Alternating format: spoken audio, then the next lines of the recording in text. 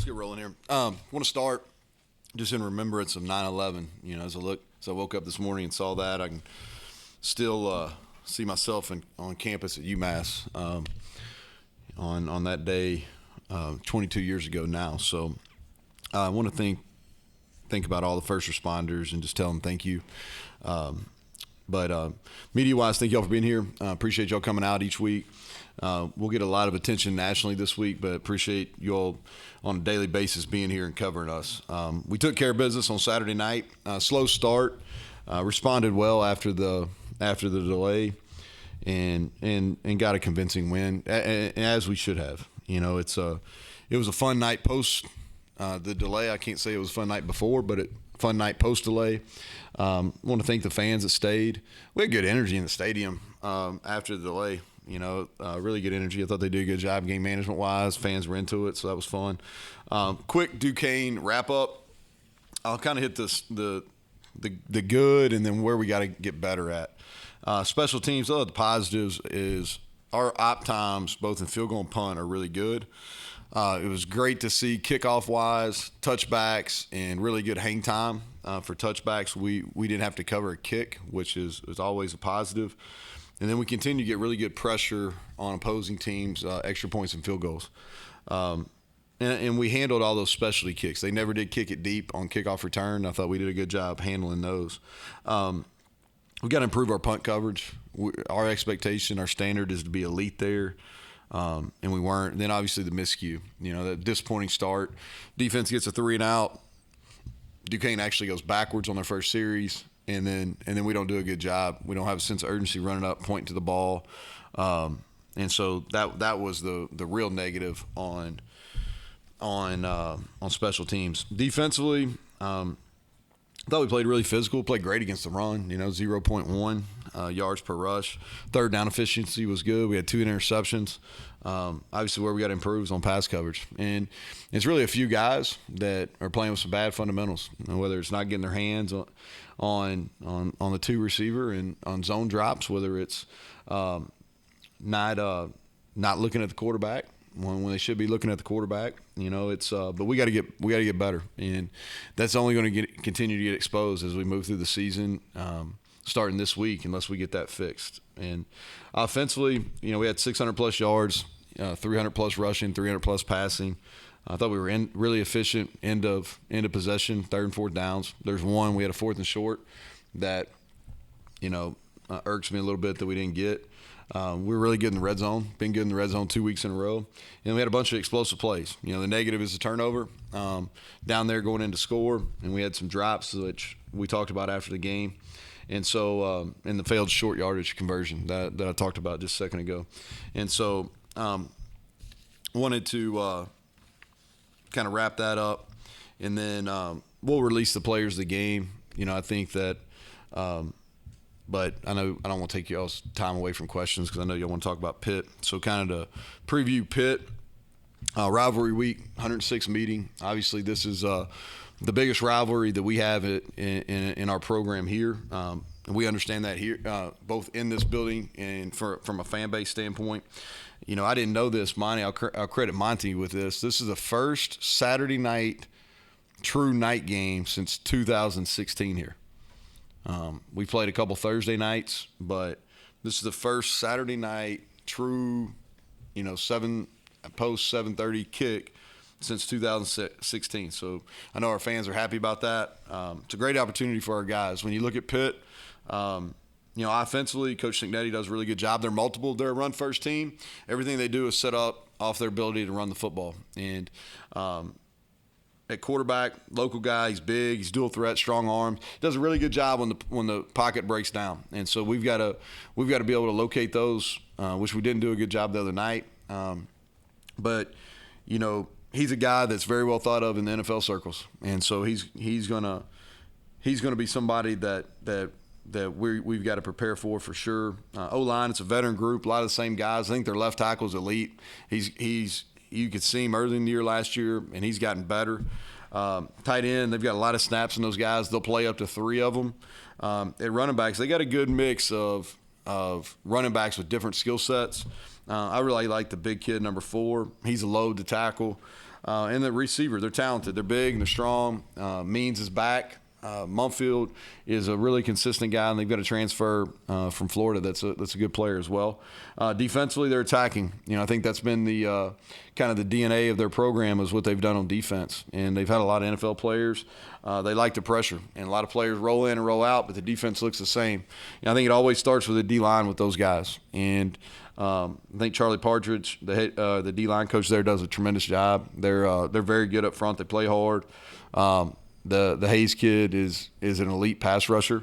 At linebacker, some backups that have moved into starting roles. They're long. They played the run well so far early in the season, and both 23 and 11 can really rush the passer, and they use them to blitz a lot. In the secondary, a lot of those guys return. They're going to come up in challenges. This is a team that's going to challenge you, especially on the perimeter. They're going to play in your face, and we got to be ready for that. Special teams-wise, they kind of do what they do. Their kicker's really good, high touchback percentage. They've always been good at kickoff return, and that's something, if you look back, really since they got there as a staff, they've been good.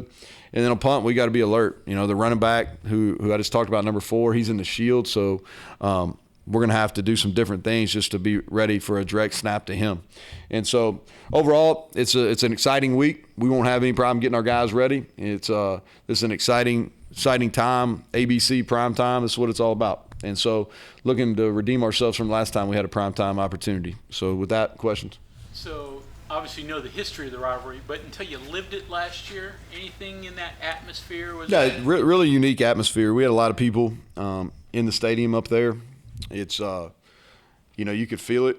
I tell this story, because and I don't mean this in a negative way at all. Sometimes our fans are given a bad reputation, which I'm sure that was probably earned at some point, but it's not, as far as opposing teams coming in, but I don't think that's necessarily the case anymore.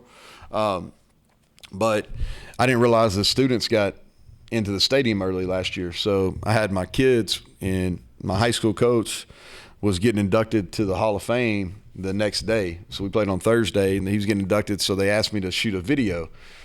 So I'm out there shooting a video, and I had no idea the students were already there. And here I come out of the tunnel with Dax, and he learned some new words. And so he wanted to know why they were giving us a number 1 signal with the middle finger. And so from that point on, I got a good understanding for what it's about. No, I think it's fun. I think rivalries make college football, a lot of the rivalries have kind of gone to the wayside, which is disappointing. So I'm in favor. I've said this. I'm in favor of playing this game. I think this makes a lot of sense to be our non-conference Power 5 opponent each and every year. I think it's a game that their fans like to see. And so this is heated, and we understand that, and our players look forward to getting back into that. So the atmosphere here Saturday night, like I said, night game. I hope it's electric. Yeah, I hope it's electric. I know this is one that's been circled for a long time. It's been sold out for a long time. A lot of people coming into town for this, and so it's a great opportunity. Curious, when you talk to the opposing coach before the game in rivalry games, what is it? Small talk? Is it usually what it is? I don't know. It's one of those awkward things. Every head coach meeting before, I don't even know how that got started, honestly, but they're all awkward. You know what I mean? Like, it's good sportsmanship. You go out there and talk. If you really know the person, it's different. If you really know the person, it's you have a little bit more of a conversation, so to speak. The guys in the Big 12, you get to know because you spend some time with them, a couple times a year. But those are pretty. You talk without saying anything. I got you. It's funny you asked about that. They're rather awkward. Injuries for you guys? Anything that you can mention? No, I think that we're hopeful at receiver that we're going to get EJ, and this will be his first outing of the season. He practiced today, was trending that way toward the end of the week. I didn't see anything different. Traylon Ray worked limited today. I'm hopeful tomorrow will probably tell the story for him. Asani Redwood is back. He's going to fully participate in practice tomorrow. He did today as well. So that's a positive. We'll wait and see. Oliver left the game the other night, didn't come back. We'll wait and see how he progresses. Anybody else that you're wanting to know about? Devin, he practiced today. Yeah, he practiced today, and he'll play as long as he stays good all week. Yeah, Justin, he'll be back. Yeah, he'll be back. He probably could have gone on Saturday. We were careful. He didn't practice last week. He got hurt there close to the end of the Penn State game, but he practiced today, and we're hopeful he'll be able to go as well. In terms of Jakovic, obviously he's been around a while. Yeah, a long time. Yeah, so what have you noticed? I don't know, maybe if you've got to watch film or anything yet of him this year, of him now versus years ago. How has he changed the quarterback? Things like that you could give in terms of what you feel of him. Well, I think he's played his best football with Cignetti as his offense coordinator, both at BC, and this is, I think it's his 6th year, right? Yeah, and I know he's got I don't know him personally, but I can assume him coming back to the area where he's from. He's a Pine Richland kid. Coming back and playing for his school in his home city means a lot to him. And I saw him early in his career at BC, and then I saw him last year when they played Virginia Tech because they played him right before us. And then obviously watching him here and watching him at the end of last week and then against Wofford and then yesterday and early this morning. And the thing that really strikes you is how big he is. He's a big man. And so, and he's not a guy that's like, sometimes you see those big guys and they're just standers in the pocket. They're going to stand. He's not. He moves well. They do a good job of, it's a good mix of under center and some pro style looks and then some gun, and they have him read. And when he pulls the ball, he's effective as a runner. Though he's got a strong arm. Throws a deep ball. I'm sure they were disappointed they didn't connect as many against Cincinnati. I'm sure that's something they're really working on. They did versus Wofford. And so, but he's a guy that you can tell he's cerebral. You can tell he's up there. He's checking plays for those guys. The scary thing for me is when he breaks contain, and he gets out on the perimeter and he has the arm talent. He has the ability to run, and he's a lot bigger than most DBs. And then he's got the arm talent to really, when he gets out of the pocket, whether it's left or right, to throw the ball down the field. And so that's something that we've really got to be prepared for. And he's won a bunch of games. He took BC to a bowl game really young when Jeff was the head coach there. And so this is, I'm sure he grew up in this rivalry too. So this is a game that's going to mean a lot to him. Has quarterback scrambling, has that been the biggest issue in pass coverage so far? No, we've got a lot of issues, but the quarterback scrambling is he hurt us the other night, and we were pretty vanilla. The other night we've made some adjustments since Penn State, and hoping that because we were better, we may not give up some pass plays. Obviously, that wasn't the case. We still gave up some, but we broke contain. Really didn't hurt us against Penn State. Their quarterback got out one time and made a nice play on scramble. It did hurt us the other day. The kid from Duquesne made some plays out of the pocket. And they did. And let me say this, schematically, they did a nice job. They slid and used a tight end and a running back to the same side, which you don't see a whole lot, which I thought that was smart by them. But our issues are eye violations first and foremost, and second is not getting our hands on receivers and allowing them free runs. So with Devin back, assuming, what's Hudson's role? He's gonna play. Yeah, he's productive. He's gonna play. He's both those outside guys are pretty much interchangeable, and so Devin will play, and Hudson is he put up big numbers, and so he's going to continue to play. We might flip him over and play more at X, and when Devin comes back and plays Z. Like as the head coach to do those scholarship awards. That's fine. That's one of the best. That's one of the best things. And really, when you do it, so just talking about Hudson in particular, right? I really like to do it when you bring the family in. I think that makes it more special. And I need to connect. That reminds me, I need to connect with Hudson's mom and dad. But we try to do that where we bring the family in, because those are really like good moments, and you like to share them. But we've had a couple where we did it kind of spontaneous, and I think that's like, people need to understand when we talk about production all the time. So when you have production and you perform well, I think you need to be rewarded. And so I just felt like it was the right time the other night. But in Hudson's case, when he got here, he was really under recruited for whatever reason. He was under recruited, and sometimes when you get guys like that, you worry. Okay, what's the deficiency? Well, we learned really early on in him being here that he could run. Like he's probably the second fastest in our room. Like he legitimately can run. He ran 22.7 the other day on a GPS unit, and that's flying. Like that's really fast. And so if they can run and he has the work ethic, he already had ball skills. He was well coached in Martinsburg. He had a good understanding of route techniques. He needed to get better at the blocking game, and that's something he didn't do as good a job of the other night. But for us, so we knew that, and he showed up. We play this, we call it Monday Night Football. We do it today, where it's our development guys. And the kid made plays. Like every time we did it, he's making plays. And then in the spring, he showed up. Sometimes he made them, but you knew he had talent. And fall camp, same thing. He made plays here and there. Wasn't as consistent, but you knew it wasn't a talent issue. It was just, hey, he needed reps and he needed some opportunities. And so he did a really nice job on special teams. He started on 2 units against Penn State.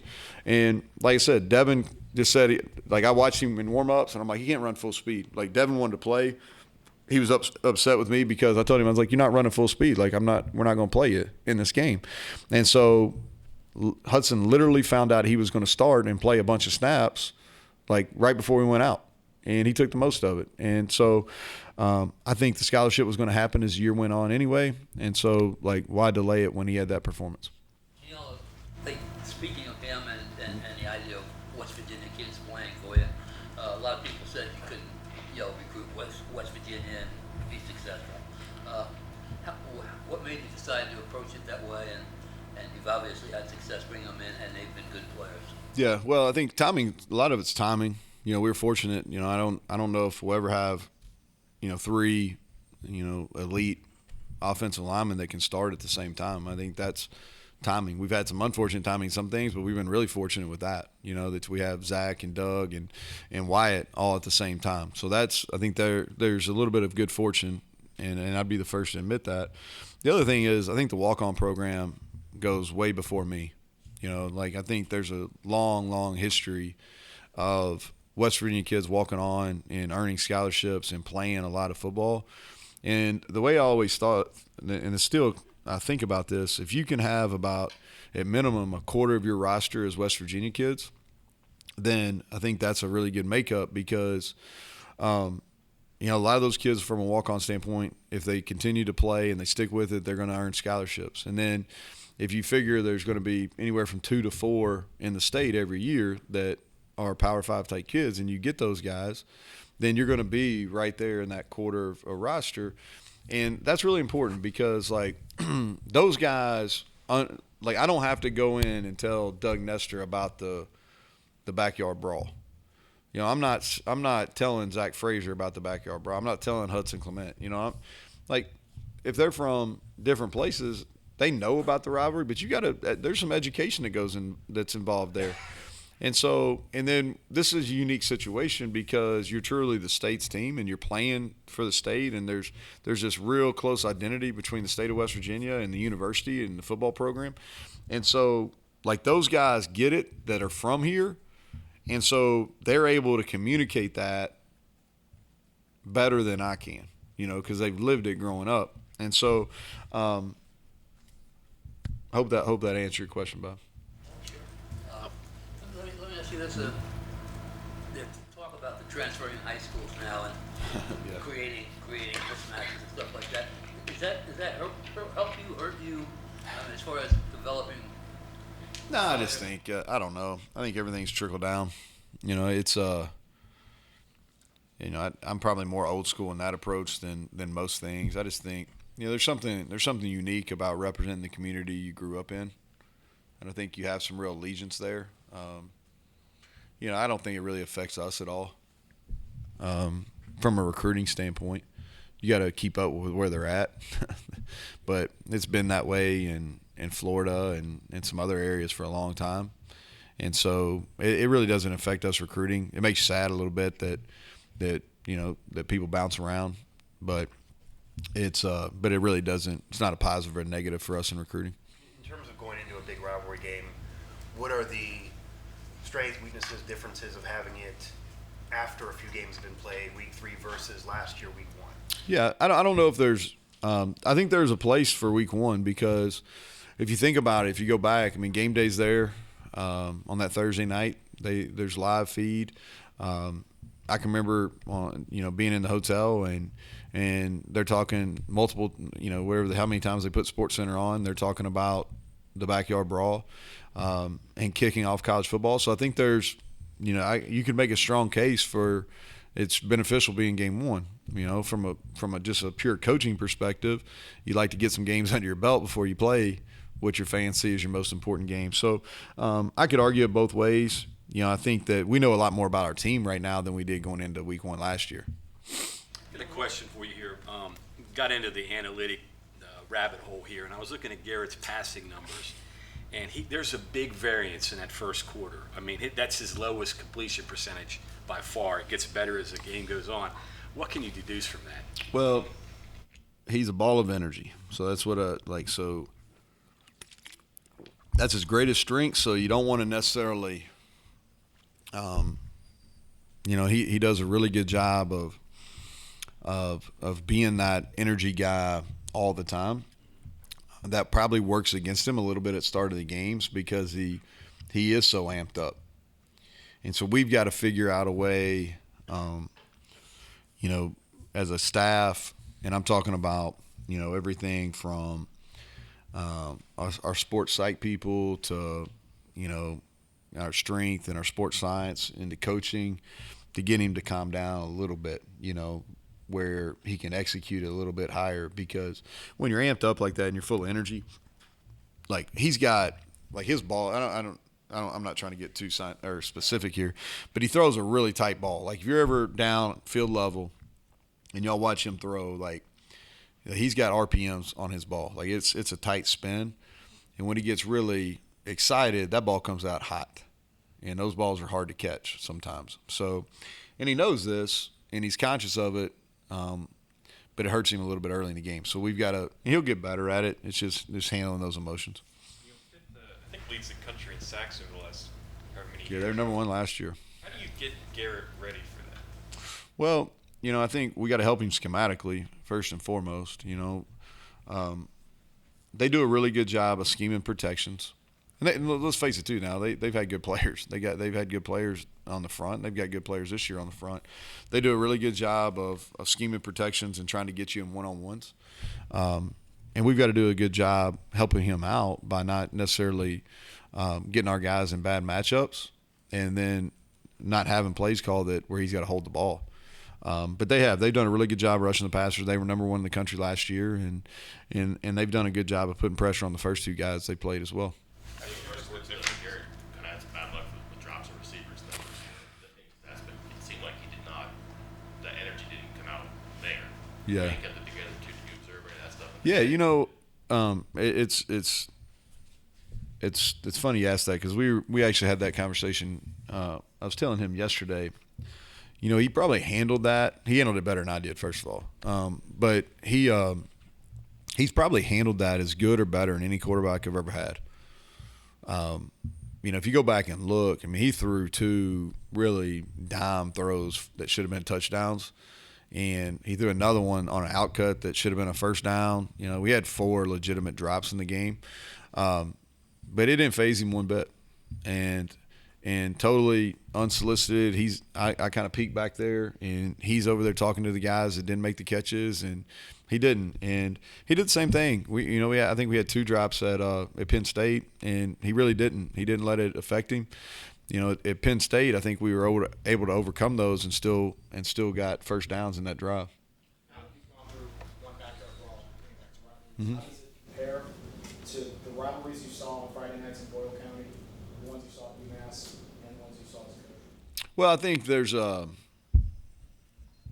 when I was in school, so like none of you all are local people, but like it was unique when I went to high school. So it was my high school now is, I'll get in trouble at home for saying this, but the high school that I went to, Boyle County, is really, it's grown into one of the premier programs in the state. But growing up, I moved there right before my freshman year, in Danville, the city school where Shadon went, and I needled him pretty good on this. They had beaten us. I don't know. It was like 17, 18 straight years. And so then we were able to flip it my junior year, and it's really stayed flipped for a long time. But that was a heated rivalry. I mean, you're talking about, longer than I want to remember. But that was at a time where, like, there was really, like, rivalries. Like now, like high school kids hang out together. Like we weren't hanging out with Danville kids, and so it was a pretty heated rivalry. And so probably didn't experience the Kentucky-Louisville rivalry is pretty intense. And that's probably the thing that I would closely resemble, because I think there's a lot of similarities in that rival. Even though Kentucky and Louisville's within the same state, the distance between the two schools, like West Virginia and Pitt, is very similar. And there's a strong dislike there between the two fan bases, just like there's a strong dislike between the two fan bases here. So I think that probably is the rivalry that probably closely resembles it. It doesn't have it's nowhere, not anywhere in the same vicinity of having the history and the football programs from a rivalry standpoint. I think that was not so much this year, but last year, really digging deep into that and learning about the history of the rivalry and some of the classic games. And I don't know. I mean, there's very few college football rivalries that have the same the same can I'm trying to think the proper way to say this, the memorable moments, and especially when they were in the same when West Virginia and Pitt was in the same conference. Some of those games really hinged and on the whole, whether with some opportunities playing some elite bowl games, national championship, et cetera. And so I would say this is the biggest rivalry from a football standpoint that I've been a part of. I said a lot to say that. Played a lot of players, a lot of young guys that were probably redshirt. Anybody jumped out at you when you went back and watched among those that may not even play anymore this year? Yeah, Johnny Williams on the front. I thought he's a guy we've been excited about. I talked about him some in fall camp. I thought he did some nice things. Obviously, Jaheim was productive. We kind of expected that. He'll continue. His role is going to continue to grow. DJ Oliver, he showed, he's got to continue to work on some things, but I think you saw what kind of guy he is. He's a downhill runner, and he but I thought that was good. Sully Weedman is another offensive lineman I thought did a nice job. When you turn it over to defense, Corey McIntyre, we got him some snaps. He's productive. He's got a bright future. I thought and then Ben Cutter, we played him a lot. And he did some things that were really good, and he got exposed in a couple areas. He knows he got to get better. But he's the guy that we're going to need to play as the year progresses. Yeah, you said after the game, back to the drawing board, secondary stuff, personnel, scheming. Well, I think that we've got 2 games now. And without getting into it here, I mean, there's going to be some playing time. There's going to be some decisions made, like that. We've got 2 games on film where some people have not performed as well, and their playing time will decrease.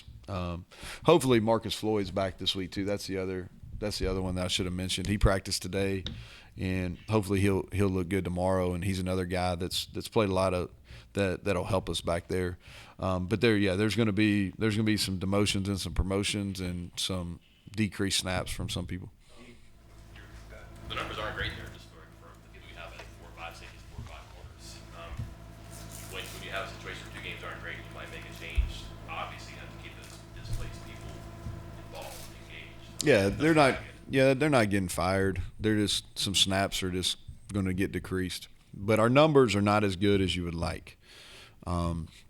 We've had some evaluation mistakes at that area, and but we've also, I really feel like our personnel, while it's not perfect, our personnel's better than what we performed. And so we've got to get out and, like I said, schematically there's a couple things that we can do that we didn't do, that we knew after the Penn State game. We just didn't make those changes in the Duquesne game just because we don't put them on film. And so we'll put those, we practice them all week, we'll put them into effect this week, and hopefully that makes a difference. To that end, is switching it up and promotions and demotions, you talked about, for lack of a better phrase, is that more because you got a couple games on film, or because now you're going up against the veteran high-level QB? No, it's more about putting it on film. Yeah, because I think what happens is you have practice, and practice is really important, and this is the way I always think about it is you have no chance if you don't prepare well or practice well. You have no chance. But just because you practice or prepare well doesn't guarantee you success. And so there are some issues some people have. You hope you can correct it, but there are people that have issues that from carrying over practice performance into game performance, and there's a difference.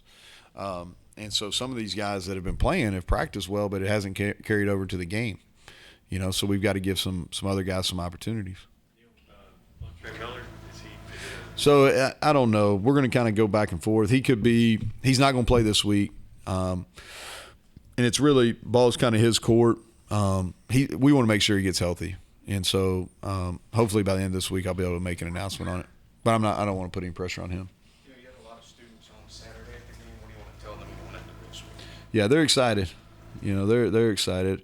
One of my favorite things I get to do is go on campus on Friday, and helps me feel young. So so they were out in full force this Friday, and all the student government and the maniacs and everybody were out there, and it was fun. And we'll have an even better showing on Friday, or this Friday coming up on campus when we go back to the mountain layer. To me, the students always set the tone for a stadium, and I think that their energy is felt and it's appreciated. The maniacs in particular do a great job, not only for football. I go to soccer on Thursday night for the Izzo Bowl, and there's a ton of maniacs there at that game, and it's pouring rain, and a lot of them stayed. So I'll give them credit for that, and they stayed during the pouring rain of football too. So I love for the students to come, and I hope they have a good time getting warmed up for 7:30 kickoff. So, all right, y'all have a good week.